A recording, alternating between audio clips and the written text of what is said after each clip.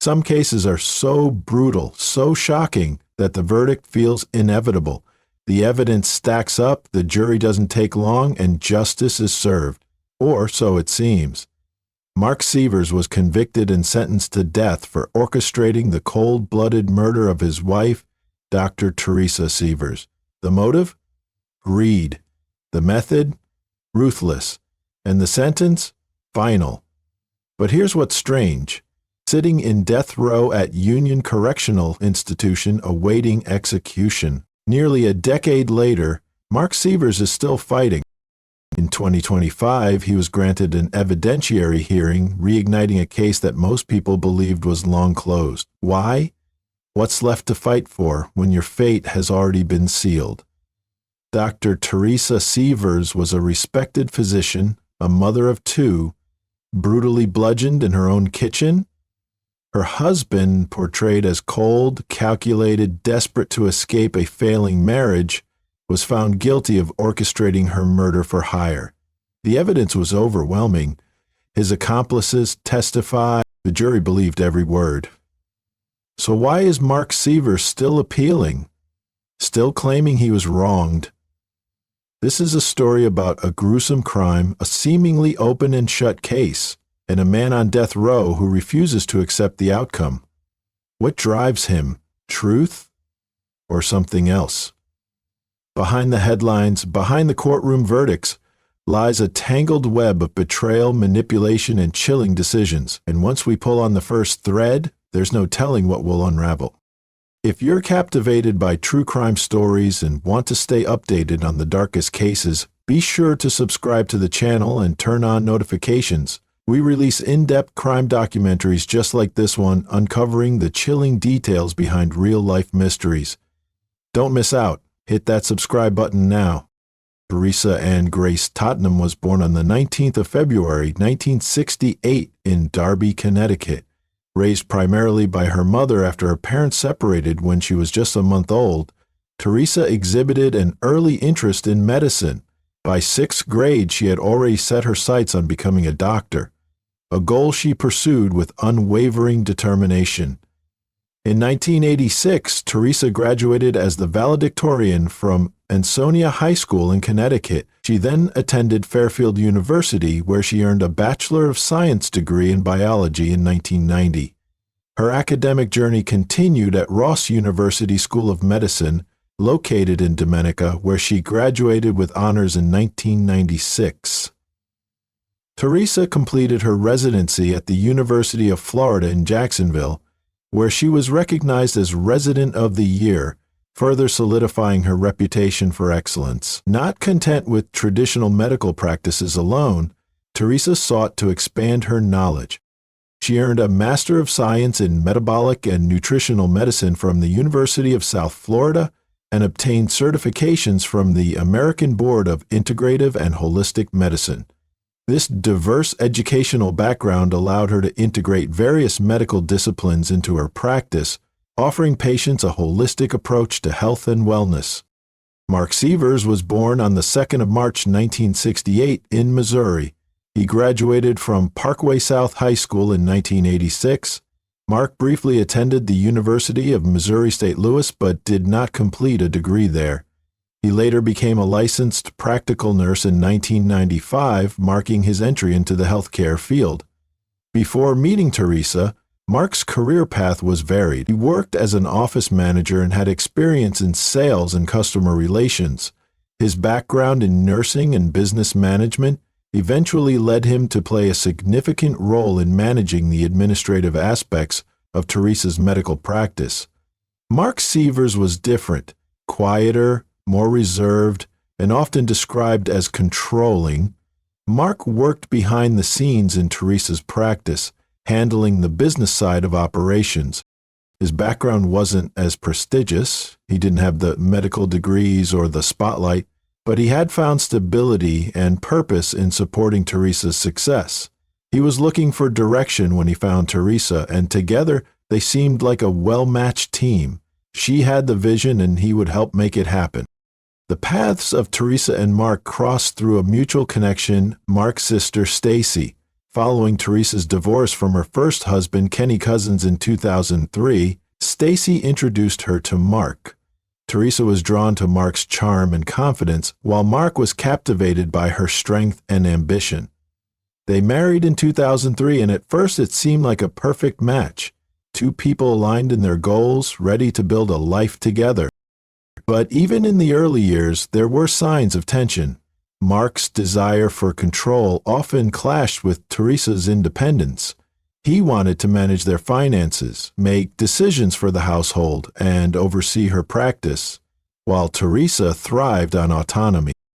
In 2005, the couple relocated to Bonita Springs, Florida, where they built a home, started a family with 2 daughters, and established the Restorative Health and Healing Center, combining Teresa's medical expertise with Mark's administrative skills. To the outside world, Teresa and Mark Sievers had it all: a successful medical practice, a beautiful home in Bonita Springs, and 2 young daughters who seemed to complete the picture of a happy, thriving family.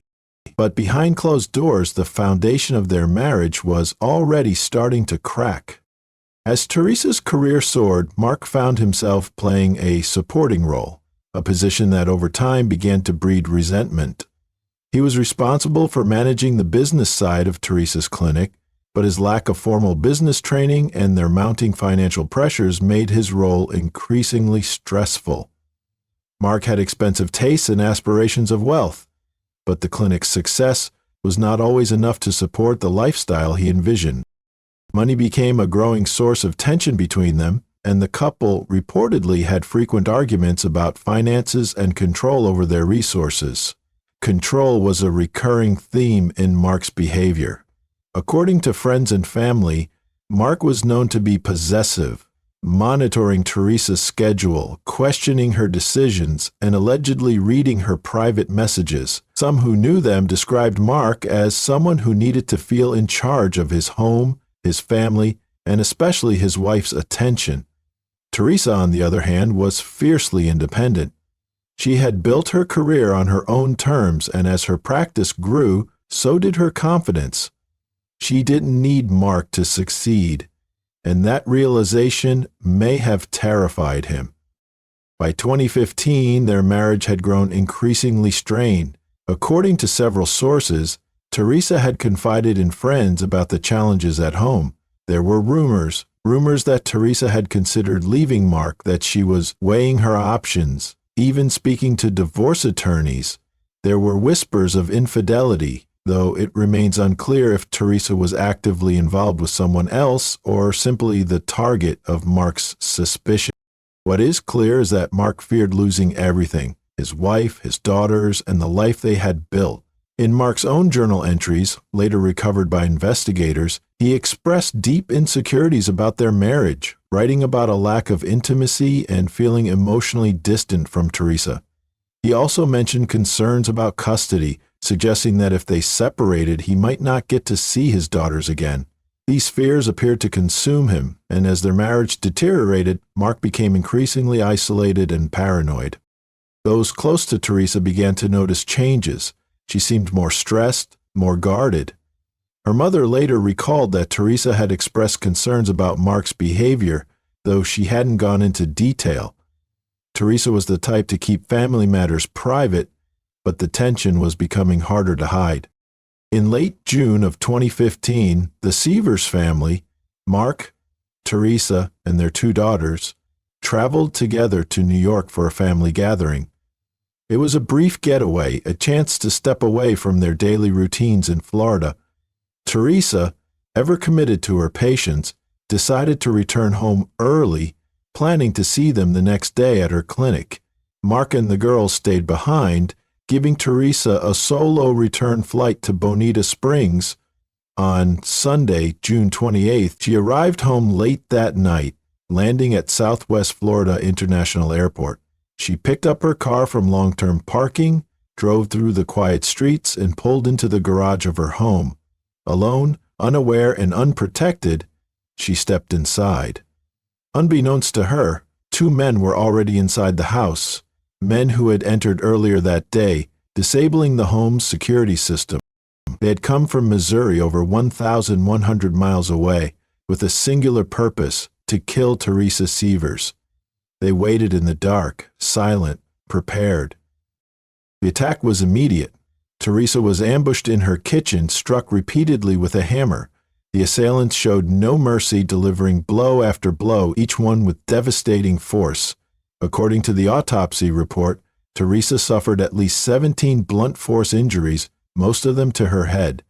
Her skull was shattered, several ribs were broken, and the medical examiner concluded that the weapon used, a hammer, had been wielded with exceptional violence. The attack wasn't just lethal, it was frenzied, merciless, and personal. Her body lay lifeless on the kitchen floor, the home now a crime scene soaked in blood and horror. But no one knew, not yet. The following morning, Teresa failed to show up for work at her clinic. This was uncharacteristic. Teresa was punctual, professional, always reliable. When calls to her phone went unanswered, Marksievers, still in New York with the girls, became concerned. He contacted a close family friend, Dr. Mark Patrice, and asked him to check on Teresa at the house. When Dr. Patrice arrived at the Sievers' home, he couldn't have imagined the scene awaiting him. Inside, he found Teresa's body, brutally beaten, surrounded by evidence of a vicious and calculated attack. He immediately contacted law enforcement, and what had started as a wellness check spiraled into a homicide investigation. The crime scene stunned investigators. There were no signs of forced entry, yet the security system had been disabled. Nothing of value appeared to be stolen. It was clear that this wasn't a burglary gone wrong. This was an execution. When Marksievers was informed of his wife's death, his reaction, according to those present, was one of visible shock and grief. He broke down in tears, appeared inconsolable, and seemed genuinely devastated by the loss. Friends, family, and even law enforcement initially saw no reason to suspect him. He had been in New York with his daughters, hundreds of miles away, and appeared to be a grieving husband suddenly thrust into a nightmare. For nearly 2 months after Teresa Sievers' murder, investigators were in the dark. The crime scene yielded little immediate evidence. There were no signs of forced entry, no fingerprints or DNA from outside individuals, and the security system had been manually disabled. The attack had all the hallmarks of a premeditated hit, but who had the motive, the means, and the opportunity? Leads were scarce. Detectives retraced Teresa's final movements, interviewed colleagues and family, and searched for any threats she may have faced, but time passed without answers. The community was on edge. A beloved doctor had been slaughtered in her own home, and her killer, or killers, were still out there. Then the first break came from 900 miles away, in Missouri. Jimmy Ray Rogers, a known felon with a violent past, had made a chilling admission. In a moment of arrogance or recklessness, he confessed to his girlfriend that he had killed a woman in Florida. Not just any woman. Dr. Teresa Sievers. He claimed he wasn't alone. He said Curtis Wainwright was with him, and together they had beaten Teresa to death with a hammer. The girlfriend went to the police.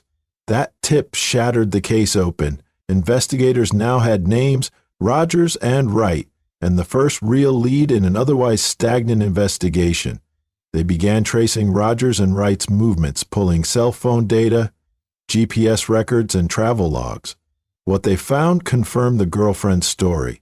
Rogers and Wright had driven from Missouri to Bonita Springs, Florida, arriving the same day Teresa returned home alone. GPS tracking from their rental car placed them near the Sievers' home in the early hours of June 28th. Their phones pinged off towers along the same route, following them across multiple states and back. Digging deeper, detectives discovered Walmart surveillance footage from Missouri taken days before the murder. The footage showed Rogers and Wright purchasing black clothing, gloves, and other supplies that could be used to commit and clean up a crime. It was chilling evidence of premeditation. As this mountain of evidence grew, police arrested both Rogers and Wright. Faced with the weight of the case and the potential for the death penalty, Curtis Wainwright agreed to cooperate.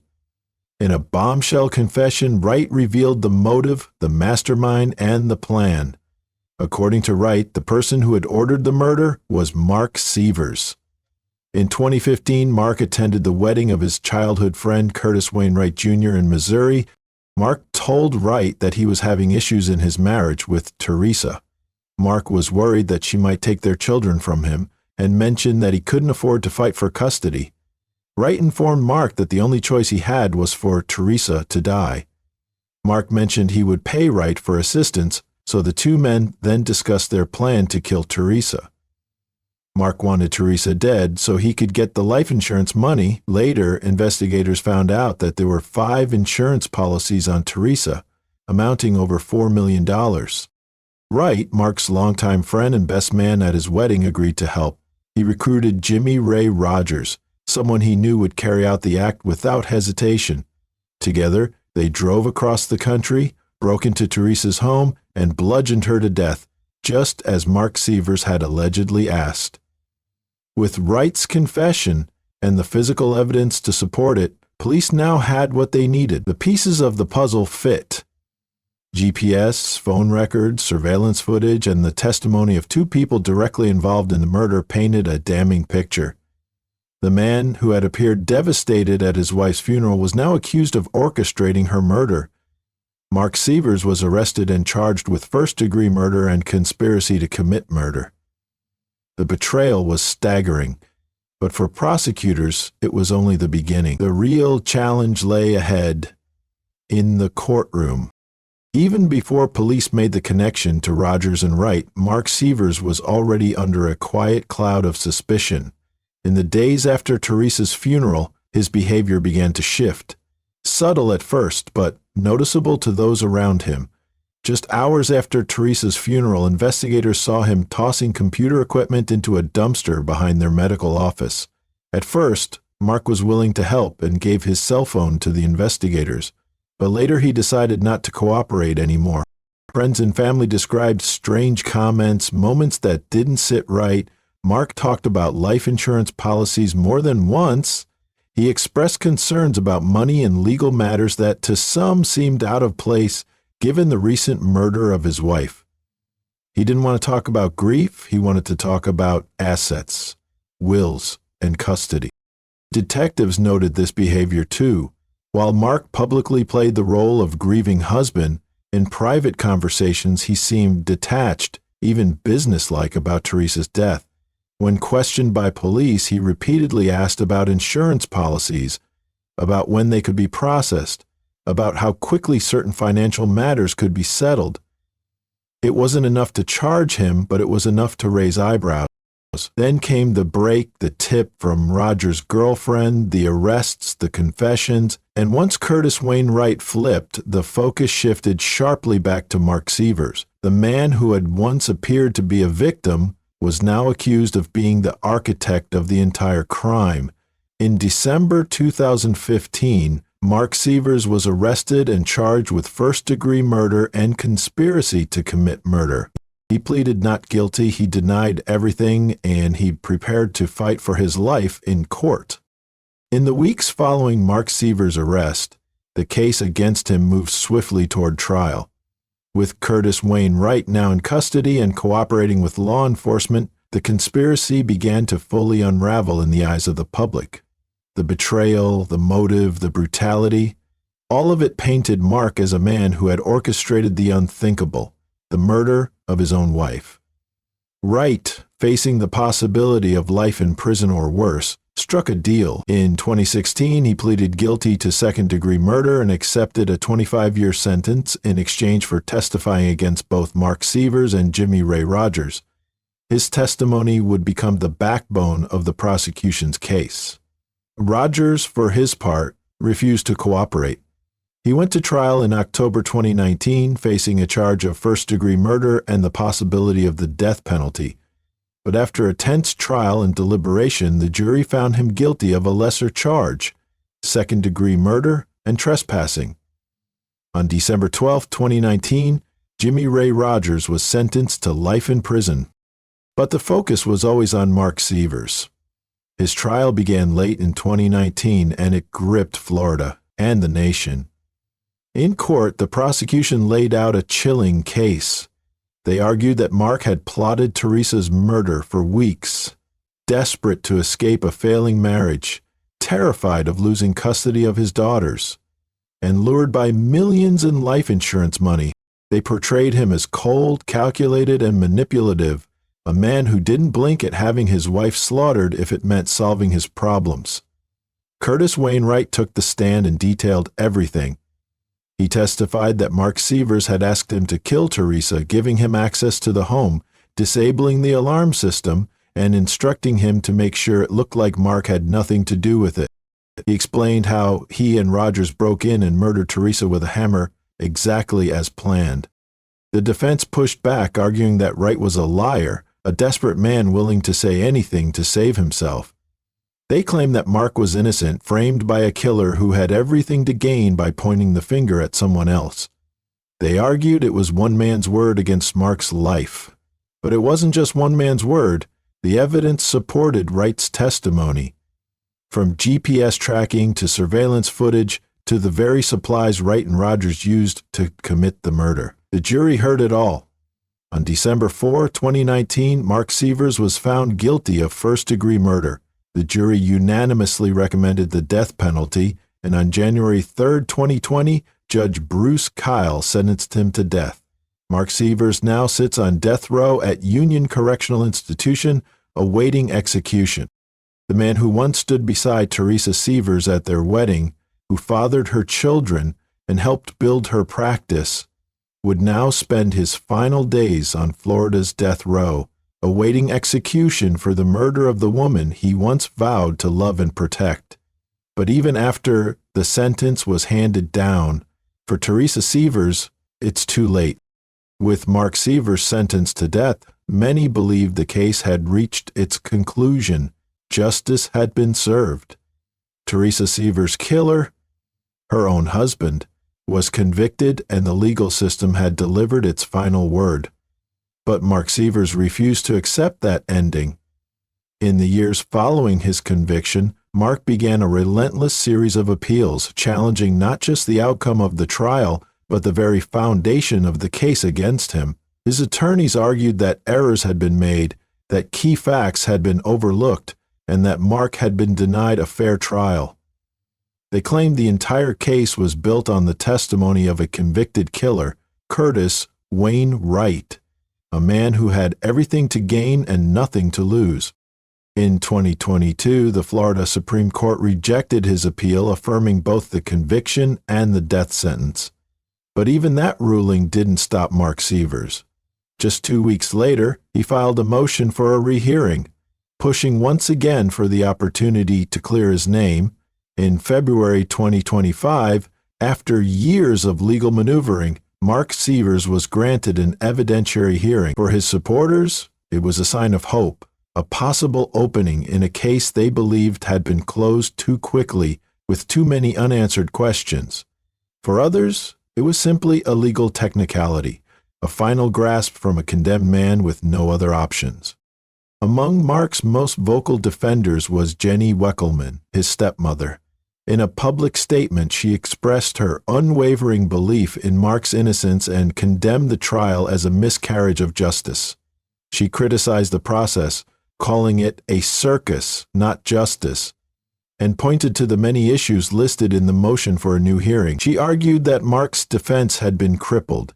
His lead attorney and private investigator both died during the trial preparations, limiting his ability to mount a full defense. She cited jail restrictions that interfered with trial prep and described Mark's state of grief, navigating not only the loss of his wife but the loss of his daughters as he fought for his life in court.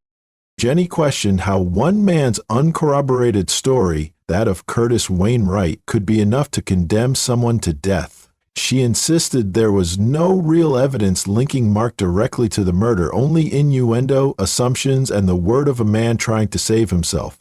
In her words, a whole other story is waiting to be uncovered and told. This is a tragedy on many levels. As the evidentiary hearing looms, the legal battle over Teresa Sievers' murder is far from over. For some, it's a final attempt at justice. For Marksievers, for others, it's a painful reopening of wounds that never fully healed. The question now, will this hearing uncover something new? or confirm what the jury decided years ago. Today, the people at the heart of this tragedy are scattered across very different paths. Curtis Wayne Wright, the man who confessed to the murder of Teresa Sievers and testified against his best friend, is now serving his 25-year sentence in a Florida prison. He will be eligible for release in his 70s, if he lives that long. His cooperation spared him the death penalty, but it did not spare him a life behind bars. Jimmy Ray Rogers, the so-called Hammer, was sentenced to life in prison without the possibility of parole. His conviction for second-degree murder and trespassing means he will never walk free again. His own arrogance, the careless confession to his girlfriend, was the first domino that led to his downfall. Marksievers remains on death row at Union Correctional Institution, continuing his legal battle. With an evidentiary hearing granted in 2025, he still holds on to hope that he can reverse his sentence. Whether that hope is founded or futile remains to be seen. And then there are the Sievers daughters, two young girls who lost both their parents in one night. Their mother murdered, their father convicted of planning it. They were left to grow up in the shadow of a tragedy they could never escape.